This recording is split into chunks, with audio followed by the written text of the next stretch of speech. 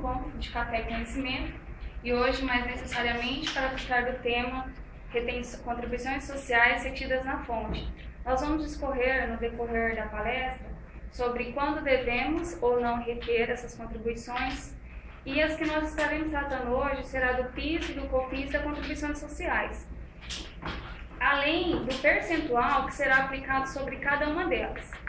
Primeiro, a contribuição social ela surgiu a partir de fevereiro de 2004 e foi instituída pela Instrução Normativa 459 de 2004 e foi alterada pela 765 de 2007.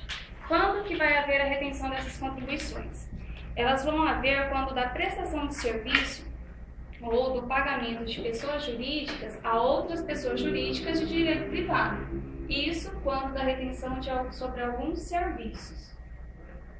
Diante disso, nós vamos falar do fato gerador. Qual que é o fato gerador das contribuições sociais? O fato gerador das contribuições é tão somente o pagamento. Ele se aplica, inclusive, quando do pagamento por antecipação de algum serviço que vai ser prestado para entrega futura. Ele pode ocorrer também, que vai ser diferente no caso do imposto de renda, porque no imposto de renda ele se dá também no crédito, e as contribuições não, é tão somente no pagamento. Previsão de incidência. As contribuições sociais, elas são previstas no percentual totalizado de 4,65% sobre o montante do pagamento. 4,65% isso quer dizer sobre o total das contribuições sociais, mas cada uma delas tem um percentual de alíquota específica, sendo o PIS 0,65%, COFINS 3% e a contribuição social 1% sobre o montante a ser pago. Essas alíquotas de 0,65% e 3%, elas são aplicadas inclusive quando da não cumulatividade ou no caso de alíquotas diferenciadas. Na apostilinha aí, que foi passada para cada um de vocês podem observar uma relação bem extensa de serviços que podem sofrer essas retenções. Nós podemos citar aqui o de advocacia, que é mais comum entre a gente, auditoria, consultoria, contabilidade, engenharia, que é o que nós temos também como cliente, nutricionismo e psicologia. As retenções, elas são feitas sem prejuízo do imposto de renda. E elas são, inclusive, quando do pagamento efetuados por associações, por contribuições sindicais, por federações, fundações de direito privado e condomínios. Então, se houver pagamento por alguma dessas atividades, vai sofrer a retenção das contribuições da mesma forma. Tudo certo? A retenção ela também se dá, inclusive, quando das empresas de factoring, que são gestão de crédito, de contas a pagar e a receber. E se eu prestar um serviço para um órgão público, eu vou ter que reter? Às vezes. Porque assim, o órgão público ele não sofre retenção. Então, é básico, a informação ela deve constar no documento fiscal para que você não sofra tributação total dos 4,65%. Qual é a base de cálculo das contribuições? A base de cálculo das contribuições é o valor bruto dos pagamentos, dos rendimentos pagos à pessoa jurídica. E ela é feita sem qualquer dedução. Você tem uma nota de prestação de serviço e nela foi destacado o ISS. Você não vai calcular as contribuições pelo valor líquido, que é o valor do serviço menos ISS, não. Independente do valor destacado, a base de cálculo para as contribuições será o valor bruto e não o valor líquido. Mais a seguinte, nós vamos ver sobre a dispensa da retenção. Quando eu não vou precisar reter as contribuições, que nós estamos tratando do PIS, COFINS e contribuição social. Você não vai reter quando de valor igual ou inferior a R$5.000. Se você tiver 2 ou mais valores durante o mês, você vai ter que somar e sobre o valor total aplicar os 4,65%. Mais abaixo aí eu coloquei um exemplo. No primeiro pagamento, no dia 4 de agosto, nós temos R$3.500, que não, sozinho ele não sofre a retenção, porque o valor deve ser igual ou inferior a R$5.000. No dia 15/8, nós temos um outro de R$ 2.500, que sozinho também não sofre retenção.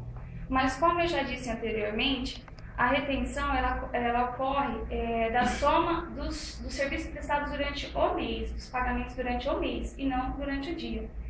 Então, o total daria R$ 6.000.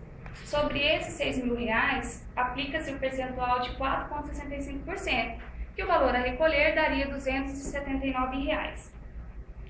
Nós temos também um terceiro pagamento que foi feito no dia 25/8 de R$ 1.500. Sozinho não dá retenção, mas como dito anteriormente, deve ser somado com o montante pago durante o mês. Como nós já recolhemos lá até o dia 15 R$ 279 e o percentual aplicado sobre o montante do mês daria 348, nós vamos recolher apenas a diferença, porque a retenção de parte dele já foi feita até o dia 15. É vedado também, no caso das contribuições sociais, DARFs com valores igual ou inferiores assim, a R$ 10. Quando que eu também não vou exigir a retenção das contribuições? Eu não vou exigir a retenção, além do valor igual ou inferior a R$ 5.000, quando de empresas optantes pelo Simples Nacional, comissão e corretagem, quando dos serviços prestados por pessoa física. Qual que é o prazo de recolhimento das contribuições sociais?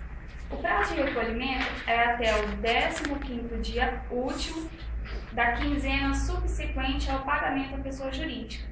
Como no exemplo anterior, eu falei que tinha tido uma retenção até o dia 15, foi pago R$ 279, vocês podem observar no exemplo.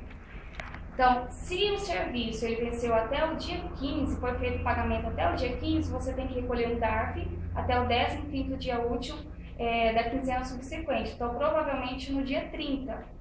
Se você teve um serviço a partir do dia 15, que nós podemos observar que teve um lá no dia 25,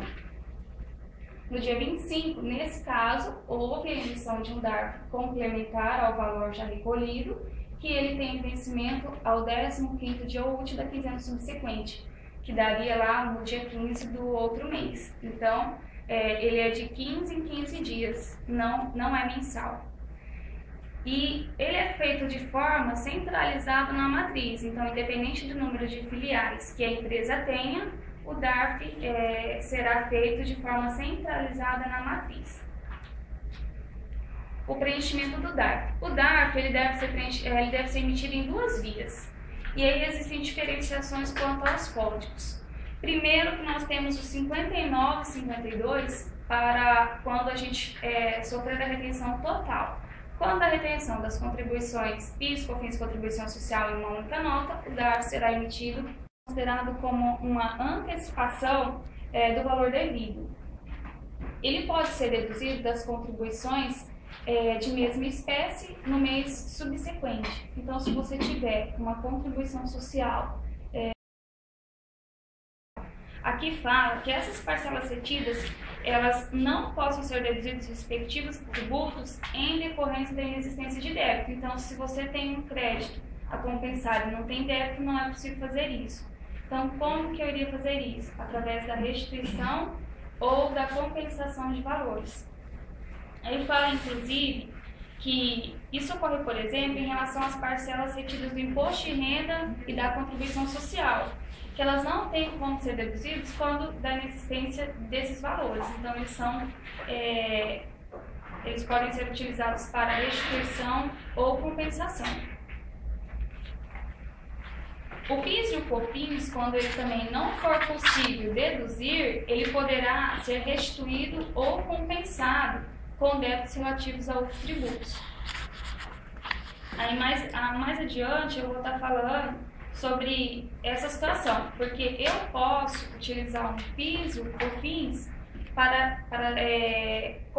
para compensar ou restituir os valores de outros tributos da Receita Federal. Eu posso pagar um imposto de renda, usar o valor dele do crédito, do PIS e do COFINS, para estar pagando um outro imposto relativo à Receita Federal. A outro órgão não pode. E nesse caso, você não vai utilizar apenas o valor que você tem já apurado.